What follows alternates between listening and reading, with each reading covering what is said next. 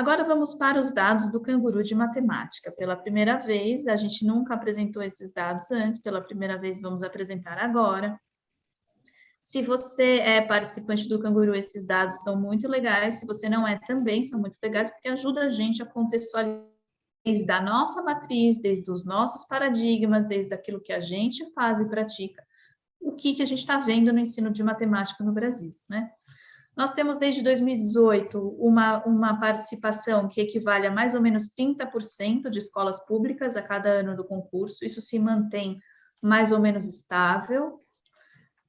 Gostaríamos de trazer mais alunos de escolas públicas para o concurso, estamos trabalhando para isso, eu acho que é importante para a gente gerar o impacto que a gente quer gerar, mas é um trabalho que tem que ser feito com calma, e para a gente está tudo ótimo, os números são incríveis, a gente está bastante feliz com o número de escolas que participa do concurso ano a ano.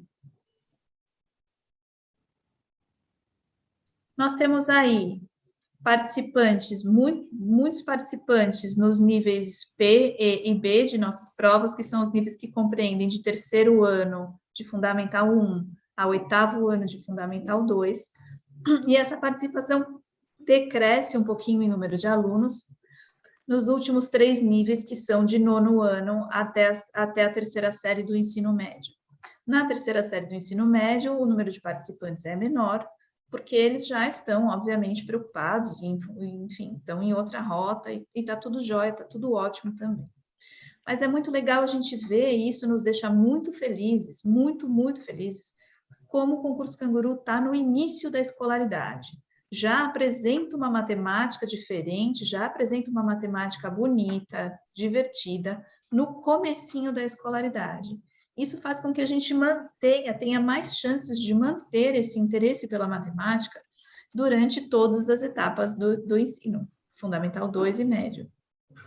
Tem uma coisa importante aí, Cris, desculpa, nesse gráfico ainda, né? Que é o seguinte, né? Eu cuido da Olimpíada Paulista de Matemática desde 99, então já faz um bom tempão. E a gente começou a ver devagarzinho também até uma redução do número de participantes. E que no início nós até achamos que, poxa, né? Será que a gente se tornou desinteressante?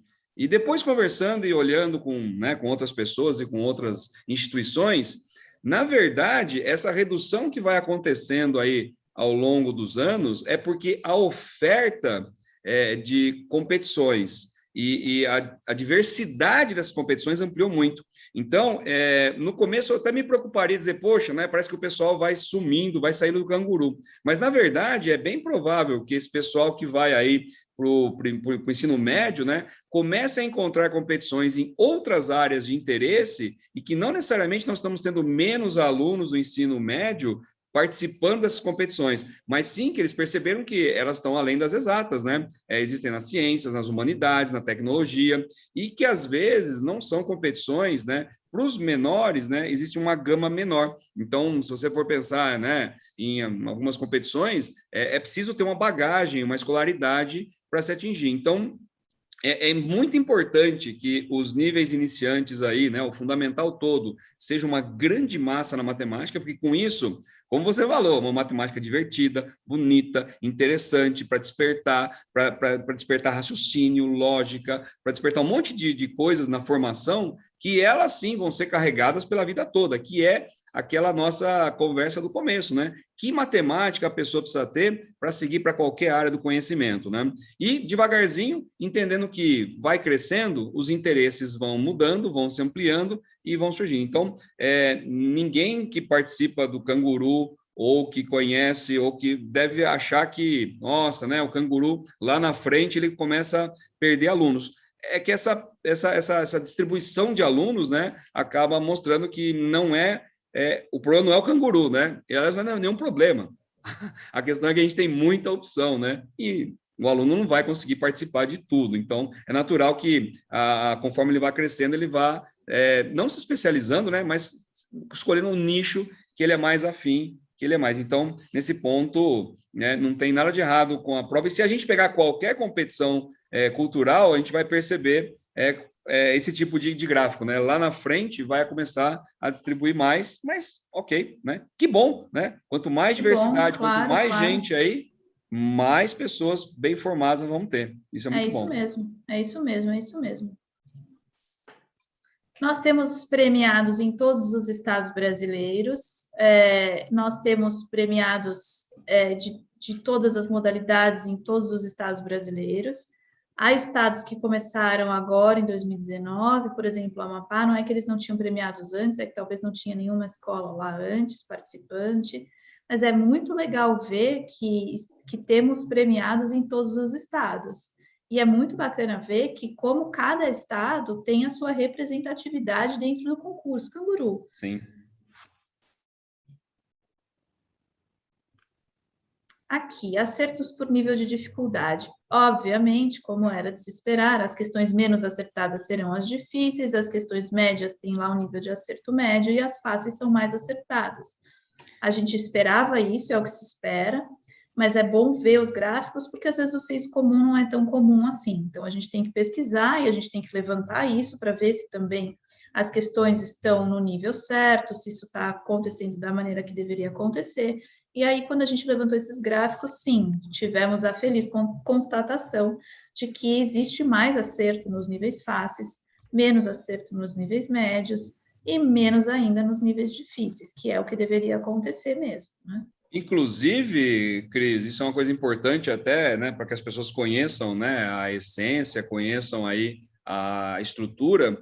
As provas do Canguru, elas são pensadas para ser desse jeito, tá? Então, exato, como eu disse no começo, né, eu sou o chair, né, o chefe da banca do nível P, e é claro, né, existem outros 5 chefes de banca, são 5 grupos de trabalho, são 6 grupos de trabalhos independentes, mas que tem uma unicidade na estrutura, que é justamente construir uma prova onde você tem aí questões fáceis, médias e difíceis, numa proporção, né, em que ela permita exatamente esse gráfico. Então, para nós, como organizadores e criadores aí das provas do Canguru, esse gráfico mostra que o trabalho que a gente se propôs a fazer está sendo feito. E é isso que estimula as pessoas a quererem estudar, querem fazer. Para montar uma prova que tenha essa distribuição de gráfico, você tem que pensar nas questões, para as questões serem atrativas, elas serem desafiantes, mas ao mesmo tempo interessantes, elas serem desafiantes, mas não serem desestimulantes. E é isso que vai mostrando para as pessoas que é gostoso estudar, a matemática é bonita, ela é importante, e às vezes até surpreendente quando uma pessoa pega um problema e fala assim, nossa, mas olha só, como que eles pensaram nisso? Ou, né, como é que eu resolvo isso? Isso é um despertar pelo conhecimento, pela vontade de estudar, que é incrível, né? Então, esses gráficos mostram, né? E esses acertos mostram que as provas estão no caminho certo, elas estão seguindo aí os pressupostos, e é esse tipo de prova que faz com que a cada ano a gente tenha mais pessoas entrando no Canguru. Então, essa é uma outra coisa que para nós é bastante gratificante, que no Brasil, a cada ano que passa, a gente aumenta o número de escolas e de alunos envolvidos nessa prova, né? Por quê? Porque é uma prova bem bonita, né? Então, claro, eu não entendo como um certo bairrismo, né? Eu estou falando do Canguru, lógico que eu vou falar bem do Canguru, não tenha dúvida. Mas nós não estamos só falando bem, né? Porque falar bem é fácil, né? Nós estamos mostrando as evidências, né? Do quanto isso realmente, na prática, está surtindo efeito. Então, é uma grande alegria ver isso aí, né? E certamente esse vai ser um dos gráficos. Nós temos logo mais a nossa reunião anual, né? No mês que vem. Esse é um dos gráficos que eu quero mostrar na hora da conversa. Olha, o Brasil está aqui, ó. Estamos, né? Nosso público e as provas estão de acordo lá, né? Muito bom. É isso mesmo, é isso mesmo. Nós, antes da pandemia, antes de 2020, nós vínhamos crescendo 30% a cada ano. Todos os anos a gente cresce 30%. Óbvio que com a pandemia isso mudou um pouquinho, mas tudo bem, em 2022 tudo se retoma, espero que tudo se retome e a gente vai continuar nesse crescimento. Se você nós vamos ter que saber olhar esses gráficos, né, com certo cuidado, né, porque o 2019, 2020 e 2021, né, as mudanças, elas têm uma origem aí bem definida. Então, não é ignorar de forma alguma, mas é entender, né, que em 2020, 2021 a prova não ficou pior, os alunos não deixaram estudar, as escolas desinteressaram, não. Nós tivemos, né, as questões aí causadas pela pandemia, os reflexos que, né, Mas ainda assim, Pablo, nós somos o país dos 80 Sim. países com maior número de participantes em 2021. Estamos comemorando demais isso. Nós tivemos mais participantes do que os outros países. Então, de alguma maneira, a nossa intenção, que era levar essa matemática para esses jovens, para essas crianças e jovens em casa, que era fazer com que eles tivessem contato com essa matemática, aconteceu. Né, de alguma maneira ou de outra, aconteceu. Ainda que não para todo mundo, como a gente gostaria que fosse, ainda que não nos números que a gente gostaria que fosse, mas aqueles que tiveram a oportunidade puderam fazer. Então, para a gente isso já é muito, a gente já comemorou demais. Tem um artigo na revista da Newsletter Internacional contando como foi esse processo. As provas, esse artigo, as provas comentadas, as resoluções comentadas, tudo isso está lá disponível no nosso site, é só você entrar no cangurudematematica.brasil.com.br, está tudo lá. Você pode ver do que a gente está falando, de que tipo de questões a gente está falando, de que tipo de nível de dificuldade a gente está falando. Daí você pode ler nesse artigo na newsletter, por exemplo, como foi o processo de concurso online, que também foi muito interessante, a gente aprendeu bastante. Enfim, tá tudo lá. Essas informações que a gente está trazendo aqui são só resumos de tudo que a gente fez, mas que vale a pena depois aprofundar com esse material lá no nosso site. A trilha sonora gráfico... levanta, sacode a poeira e dá a volta por cima, né? Jeito tem, jeito tem. É isso, é o que a gente tem que fazer, mano. A culpa não foi, a culpa não é de ninguém, né? O cada um fez o que podia, né, no fim. Levanta, né, então ninguém tem culpa, não. A gente só tem que arrumar uma solução, né? Diante do que vivemos, levanta, sacode a poeira e dá a volta por cima, né? É isso aí. Esse último gráfico dos dados do Canguru traz o nível de acertos por eixo. Nós temos no Canguru 4 eixos: álgebra, geometria, lógica e números.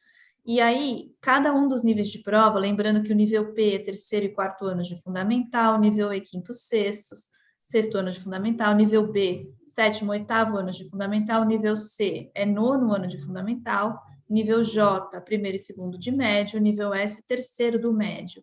Cada um desses níveis tem uma porcentagem de acertos de cada um desses níveis de prova tem uma porcentagem de acertos diferente nos eixos da matemática. Isso é algo muito importante para a gente analisar. Esse gráfico, na verdade, é o gráfico que eu acho que de todos os que a gente traz sobre dados Canguru, é o que deveria motivar o trabalho mais na matemática. A gente vê aqui, por exemplo, que os pequenos do nível P, do nível E e do nível B, que já não são tão pequenos assim, têm um melhor desempenho em geometria e lógica, e um não tão bom desempenho, mas tudo bem, quase lá, em álgebra. Agora, números no P e no E, parece que tem algum problema com números. No nível C, eles arrasaram em geometria nos anos de 2020 e 2021, acho que a prova estava muito legal, porque eles devem ter se divertido pra caramba. No nível C, começa a equilibrar, no nível J, equilibra um pouquinho, mas o de números cai, e no nível S, esse equilíbrio mais ou menos se propõe ali, porque já estamos falando de um finalzinho de escolaridade, né? Eu acho que se você é escola, participante ou não, nós estamos falando aqui de um universo de 600 mil alunos no Brasil, então não é uma amostragem pequena, nós estamos falando de alunos de todos os estados, nós estamos falando de alunos de todas as realidades socioculturais, socioeconômicas, todas.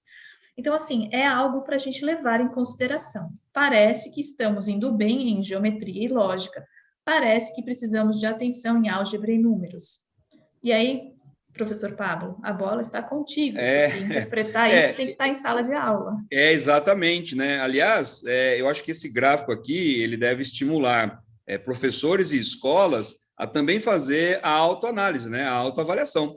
Por quê? É fato que álgebra e números, eles são, no início dos ciclos aí, um pouquinho mais técnicos do que geometria e lógica, né? Lógica bem menos técnico ainda, né? Nos níveis iniciantes. Então, essa diferença, ela vai refletir claramente no preparo, né? Na formação técnica que é dada. E essa disparidade, ela tem que ser combatida, né? Na verdade, o ideal é que os alunos eles tenham uma boa formação bem equivalente, bem equilibrada, né? E não ser muito bom numa coisa e não tão bom na outra.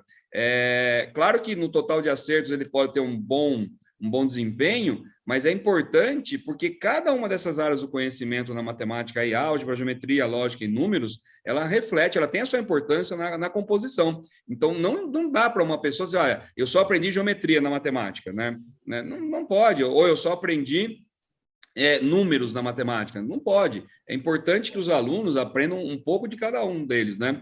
E quanto mais uniforme forem essas barras e mais altas elas forem, mais perto do ideal a gente está. Então, embora a gente vê lá, né, o último nível, nível S, as 4 barrinhas muito parecidas, né, mostrando um acerto bem equilibrado nas áreas, elas precisam subir para que a gente tenha, né, um número de acertos bem alto aí. Então, os professores, as escolas, elas devem usar isso aqui de uma maneira positiva e não punitiva, claro, né? Não significa que o professor não está ensinando, não é isso, não. Significa que existem áreas que, às vezes, a gente acha que os alunos estão dominando, que os alunos estão se desenvolvendo e não estão se desenvolvendo quanto poderiam.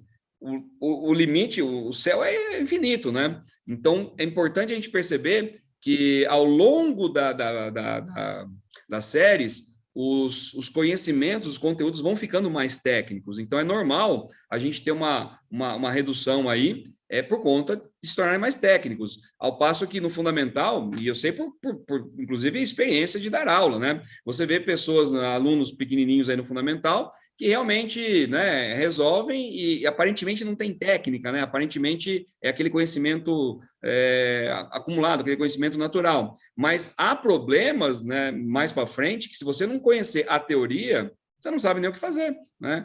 Há problemas que você não precisa conhecer teoria nenhuma para poder pensar nele, mas há problemas que, se você não tiver um conhecimento técnico, você não desenvolve.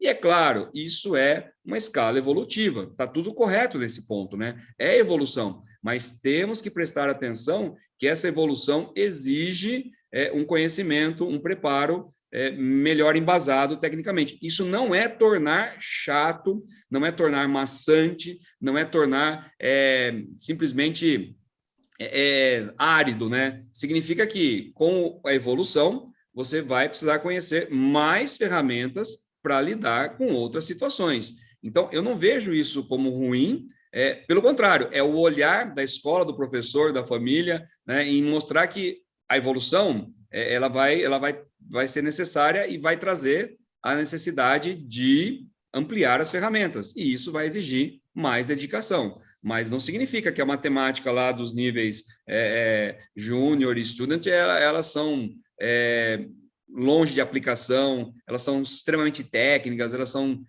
deixaram de ser encantadoras, interessantes, charmosas. Não, elas são. O fato é que eu vou fazer um exercício de uma aplicação no nível S, ele vai exigir um conhecimento técnico para você entender e poder usar. Mas aí, sem dúvida alguma. Então, às vezes, as pessoas elas se distanciam do estudo por conta disso, né?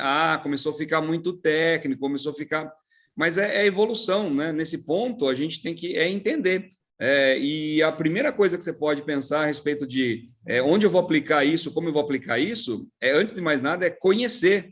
Porque não dá para mostrar onde aplicar, como aplicar, se você não conhecer o conteúdo. Então, para nós, como escolas e professores, nós temos que sempre mirar nesse aspecto. Como trazer ferramentas, técnicas, maneiras de esse ensino, né, ser continuado e os alunos serem sempre melhores capacitados e não distanciar porque foi necessário aí ser mais técnico, né? Mas vamos em frente, que é uma lição isso aí. Eu acho que a gente está num bom caminho, mas esse bom caminho pode ser e tem que ser bastante incrementado ainda, né? O professor Edmilson, que é um outro professor que também nos ajuda com o Canguru, que é seu colega, né, Pablo? Ele tem uma fala naquele Prolímpico que eu acho que é muito feliz. Ele fala assim, mas, professor, para que eu vou usar isso? E aí ele fala que ele responde, bom, se você não souber, te garanto que você não vai usar para nada. Mas, se você souber, daí você decide para que você vai usar isso depois, né? A questão é essa, se a gente não souber se a gente não tiver ferramentas, se no ensino médio a gente estiver diante de uma questão e o que passar pela nossa cabeça for, ué, mas essa questão é de mais ou é de menos, né? Temos que... Tem algo aí que está faltando, né, professor? Está faltando Sim. ferramenta, né? Está faltando instrumento para lidar com isso, não é verdade? E olha, são ferramentas acessíveis, tá? Tudo que está até o final do ensino médio é acessível e é possível para qualquer aluno até o final do ensino médio, né? Nós não estamos ainda numa esfera de especificidade, de especialidade, muito pelo contrário, até o final do ensino médio é bagagem de base, né? É conhecimento de base. É extremamente importante que as pessoas tenham domínio em todas as áreas do conhecimento do ensino médio, porque isso vai ser a sua cultura, a sua base. Depois, mais tarde, quando você se especializar na sua profissão, aí sim você vai, né, começar a conhecer coisas mais específicas, mais sofisticadas daquilo e menos de outras. Mas aqui, esse gráfico é formação de base. Então, a gente não pode se conformar e falar assim, mas como vai ficando difícil mesmo, é natural. Não podemos encarar isso como naturalidade. Pelo contrário, nós temos que encarar como o papel do fundamental e do médio é justamente ter aí, fazer a formação de base das pessoas, para que mais tarde elas façam suas escolhas nas profissões e áreas do conhecimento. Então, a gente tem que, sim, ficar atento, né, um olhar arregalado aí e fazer com que essas barras aí da direita, né, cadete, júnior, student, né, sempre se equiparem e subam. E para o lado esquerdo, que elas estejam cada vez mais próximas e altas. Aí significa que a gente tem uma formação de base cada vez mais de excelência, né? E, Cris, aproveitando, você citou o Prolímpico, né? Não vamos entrar na questão do Prolímpico, mas professores e escolas, né? Existe uma série de vídeos do Prolímpico, né? Criados lá pelo INPA, né? Instituto de Matemática Pura e Aplicada lá do Rio de Janeiro. Está disponível na internet, né? Se alguém depois quiser direcionamento, nos consulta, a gente participa também lá, e lá tem muita coisa bacana, muita experiência, muita ferramenta para professores e escolas aí, para ajudar a nortear melhores iniciativas aí. Então, é bem bacana esse material aí. Foi muito bom você ter citado, Cris, o Prolímpico aí como uma das iniciativas que a gente tem no Brasil para melhorar as escolas e o ensino aqui na nossa vida. Eu citei porque as palestras são muito boas. Eu acompanhei a última edição, são muito boas. Realmente é muito interessante o trabalho e é muito prático, né? Assim, é mãos na obra, é chão, vamos lá fazer o que amanhã, né? É muito legal. Não é utopia ficar discutindo coisas que, né? Vamos um dia pegar uma nave, vamos para Marte, porque lá... Não. É aqui, ó. Chão da terra no nosso pedaço, né? Você consegue implantar no dia seguinte na sua escola, essa é a ideia.